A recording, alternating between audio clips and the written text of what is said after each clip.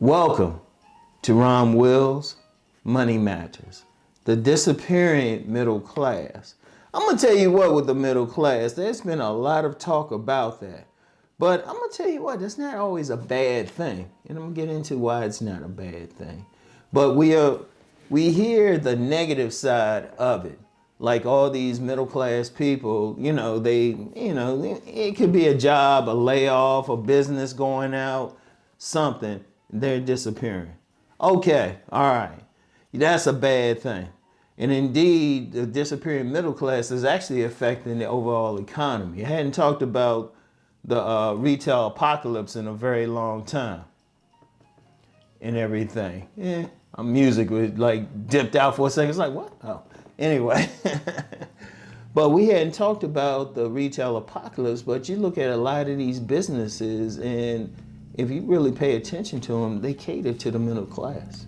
Like these restaurants and department stores, they cater to the middle class. Meanwhile, businesses that cater more to lower class or lower middle class, I'll say that, they're doing well. When you look at some of these chain stores, they're still doing well for the most part. There's some closings there, but not to the same extent. Not to the same extent stores that are really catering to the regular, the solid middle class. You know, there's complaints about housing, open homes and everything. You know, the homeless population is increasing.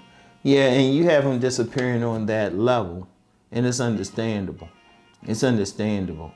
And it's for myriad reasons. You have a lot of corporations, they're moving businesses out, going to AI, which is messing with a lot of people. It could be a lot of stuff, but it's part of, it's actually a norm. It's actually a norm. Businesses are actually being created every time we have new technology. And a lot of people just have to adapt. But see, that's just one way. What's not being said is plenty of people are going the other way.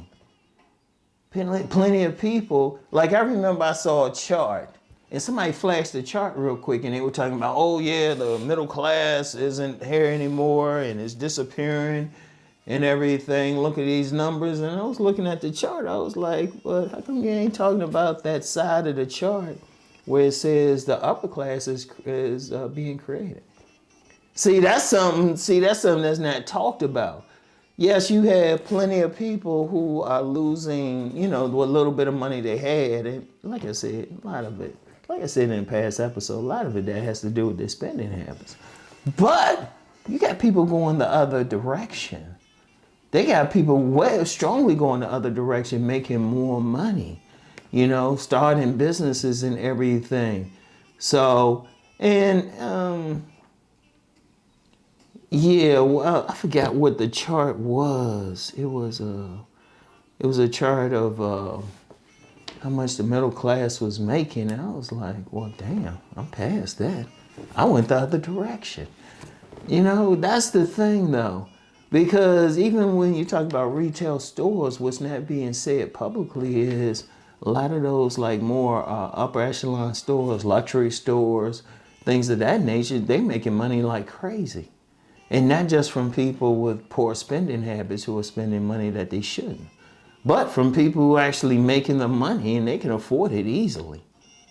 And that's the interesting thing. See, it's going in both directions. Now it's interesting. I remember decades ago, I said it. I was like, it's going to be haves and have-nots. And that's what is increasingly happening. Because you definitely have the people who are falling out the middle class. And yes, there should be a concern there.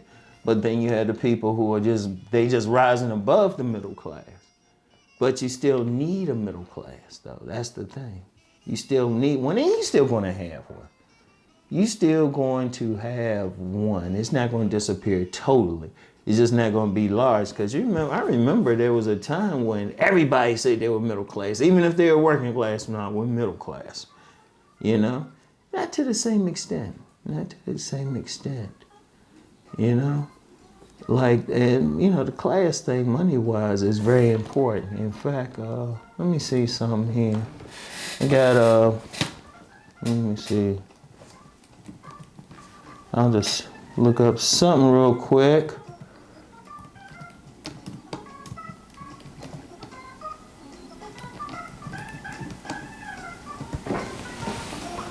Yeah, where you rank by income.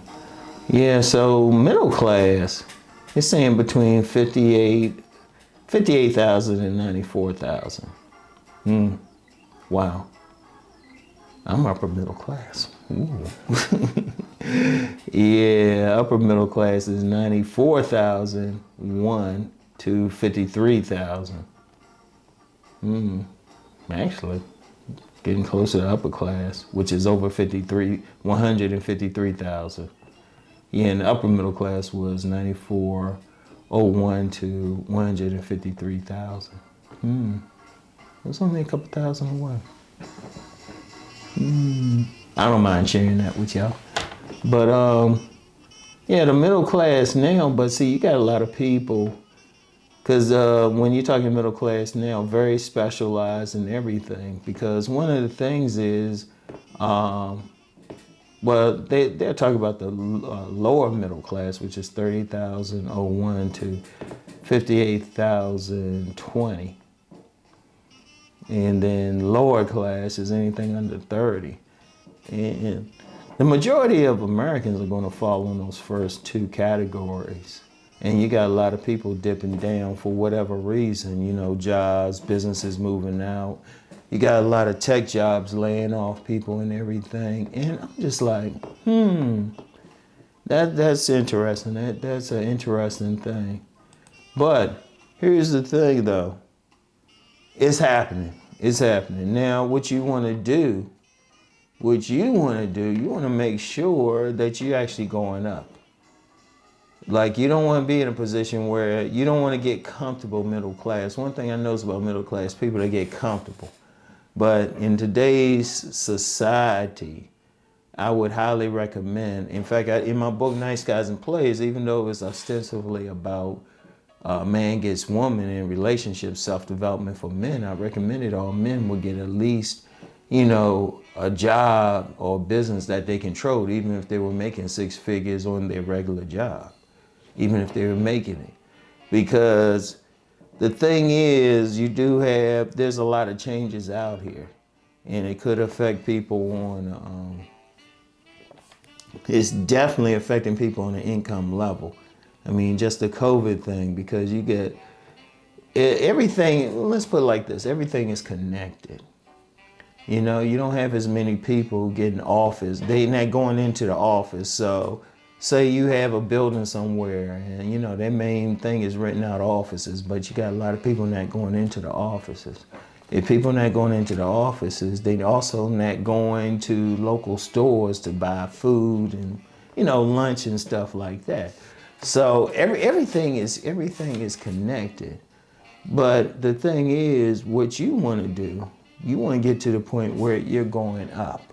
So once again, you're trying to make money regardless. First of all, you want to stay, if you're middle class, you want to stay there, but also rise to another level. So you don't want to be a part of the disappearing part. Not the negative part, but the positive part of moving up. So that's a very important thing you want to do, all right? So wanted to just really talk about that. And, you know, the thing is, that's connected. Like everything I talk about is connected. So that's connected to spending habits. Are you using your spending habits to make more money? That's what the rich and wealthy do.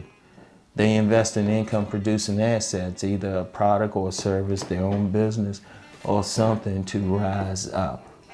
Like, yes, there's plenty of talk of the people going the other way, and that's making the news okay, but to me, people, what they're not saying is people definitely going the other way.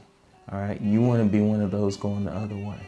So anyway, that's all I have for today, and I'll get back with you. You know the deal. Let's go make that money.